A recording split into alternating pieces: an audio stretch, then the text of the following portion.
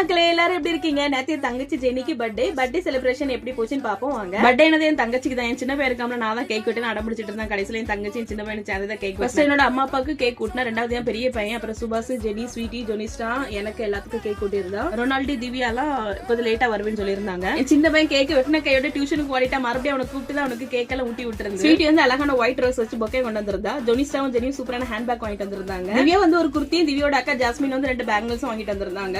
சுபாஷ் வந்து குக்கீஸ் வாங்கிட்டு வந்திருந்தா. நல்ல டேஸ்டா சூப்பரா இருந்துச்சு. சாப்பாடு வந்து எப்பவுமே பிரியாணி தான், அதனால டிஃபரெண்டா இருக்கட்டும். நல்லா ஒயிட் ரைஸ், சாம்பார், அவியல், சிக்கன் ஃப்ரை, சிக்கன் கூட்டு, பப்படம், பாயசம் எல்லாம் வச்சிருந்து. சாப்பாடுலாம் வேற லெவல்ல சூப்பரா இருந்துச்சு. சாப்பிட்டு இருக்கும்போது தான் ரொனால்டு வந்தான். கையில கேக் இல்லாதனால சிக்கன் அவனுக்கு ஊட்டி செலிப்ரேஷன் பண்ணிட்டு இருந்தான். அப்புறமே வேலைக்கு கிளம்பிட்டான். எல்லாருமே சாப்பிட்டு சாப்பாடு சூப்பரா இருக்குன்னு சொன்னாங்க. இதுல பாயச வீடியோ மட்டும் எடுக்க மறந்துட்டேன். ஆனா பாயசம் வந்து வித்தியாசமா டிஃபரெண்டா இருக்கட்டும். ரவா பாயசம் வச்சிருந்து சூப்பரா இருந்துச்சு. யாருக்காவது ரவா பாயசத்துக்கு ரெசிபி வேணும்னா மறக்காம கமெண்ட் பண்ணுங்க. தங்கச்சி பர்த்டே செலிப்ரேஷன் இப்படிதாங்க போச்சு. இன்னொரு வீடியோல பார்க்கலாம். Tata bye bye. See, thanks for watching.